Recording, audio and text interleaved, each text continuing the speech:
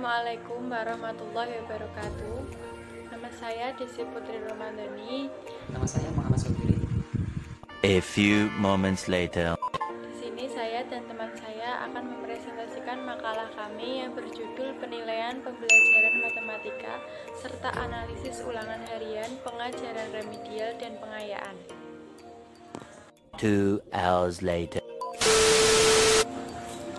Yang pertama yaitu penilaian pembelajaran. Penilaian adalah proses memberikan atau menentukan nilai kepada objek tertentu berdasarkan suatu kriteria tertentu. Dalam penilaian pendidikan mencakup 3 sasaran, yakni yang pertama adalah program pendidikan, yang kedua proses belajar mengajar, dan hasil-hasil belajar.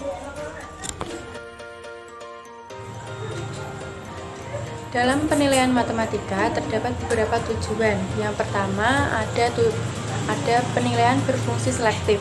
Dengan cara mengadakan penilaian, guru mempunyai cara untuk mengadakan seleksi atau penilaian terhadap siswanya. Yang kedua, penilaian berfungsi diagnostik.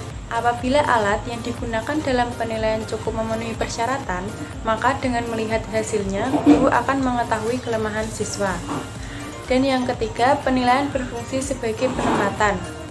Untuk dapat menentukan dengan pasti di kelompok mana seorang siswa harus ditempatkan, digunakanlah suatu penilaian.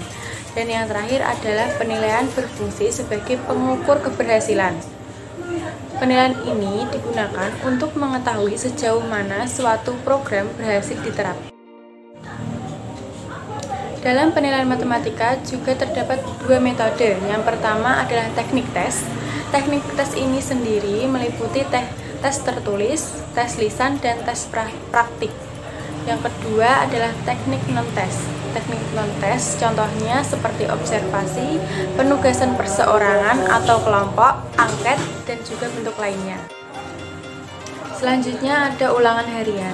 Ulangan harian ini merupakan kegiatan yang dilakukan oleh pendidik atau guru secara periodik untuk menilai atau mengukur pencapaian kompetensi setelah menyelesaikan suatu kompetensi dasar atau KD atau lebih. Bentuk ulangan harian sendiri selain tertulis dapat juga dilakukan secara lisan, praktik, tugas, dan produk. Cara pengadaan ulangan harian sendiri yang pertama dibuat oleh guru kelas itu sendiri, khususnya mata pelajaran tertentu. Yang kedua, penyusunan butir-butir soal dalam ulangan harian harus didasarkan pada tujuan dan deskripsi bahan yang telah diajarkan oleh guru kepada peserta didik. Dan yang ketiga, usaha untuk mengukur atau memberikan penghargaan atas kemampuan seseorang.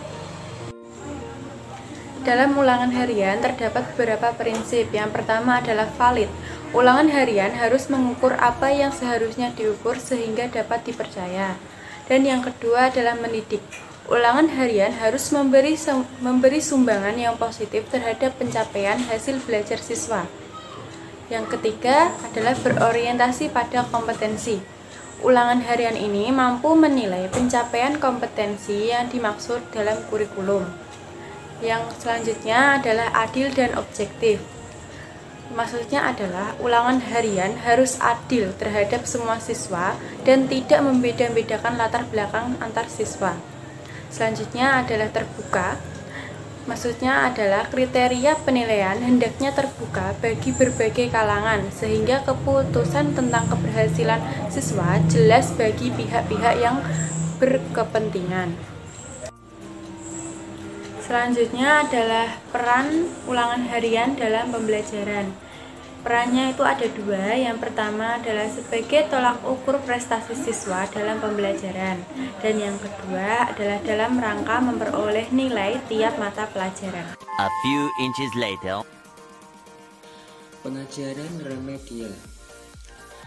Pengajaran remedial yaitu pengajaran remedial merupakan layanan pendidikan yang diberikan kepada peserta didik untuk memperbaiki prestasi belajarnya sehingga mencapai kriteria ketuntasan yang ditetapkan. Prinsip yaitu ada 5. Yang pertama adaptif, yang kedua interaktif, yang ketiga fleksibilitas dalam metode pembelajaran dan penilaian. Yang keempat, kesinambungan dan ketersediaan dalam pembelajaran pemberian pelayanan. Yang kelima yaitu pemberian umpan balik. Yang selanjutnya yaitu bentuk pengajaran remedial, yaitu ada 4. Yang pertama, memberikan tambahan penjelasan atau contoh. Yang kedua, menggunakan strategi pembelajaran yang berbeda dengan sebelumnya. Yang ketiga, mengkaji ulang pembelajaran yang lalu. Yang keempat, menggunakan berbagai jenis media. Next, selanjutnya yaitu pengayaan. Pengayaan secara umum, pengayaan ini dapat diartikan sebagai pengalaman atau kegiatan peserta didik yang melampaui persyaratan minimal yang ditentukan oleh kurikulum dan tidak semua peserta didik dapat melakukannya. Yang selanjutnya yaitu kegiatan pengayaan dilaksanakan dengan tujuan memberikan kesempatan kepada siswa untuk memperdalam penguasaan materi pembelajaran yang berkaitan dengan tugas belajar yang sedang dilaksanakan sehingga tercapai tingkat perkembangan yang optimal. Yang selanjutnya lagi yaitu jenis pembelajaran pengayaan. Jenis pembelajaran pengayaan yaitu ada 3. Yang pertama, kegiatan eksploratori yang bersifat umum yang dirancang untuk disajikan kepada peserta didik. Yang kedua, keterampilan proses yang diperlukan oleh peserta didik agar berhasil dalam melakukan pendalaman dan investigasi terhadap topik yang diminati dalam bentuk pembelajaran mandiri. Yang ketiga yaitu pemecahan masalah yang diberikan kepada peserta didik yang memiliki kemampuan belajar lebih tinggi. Next, selanjutnya yaitu prinsip. Prinsip yaitu ada 3. Yang pertama, inovasi. Yang kedua, kegiatan yang memperkaya. Yang ketiga, merencanakan metodologi yang luas dan metode yang lebih bervariasi. Bentuk pelaksanaan yaitu ada 4. Yang pertama, belajar kelompok. Yang kedua, belajar mandiri. Yang ketiga, pembelajaran berbasis tema. Yang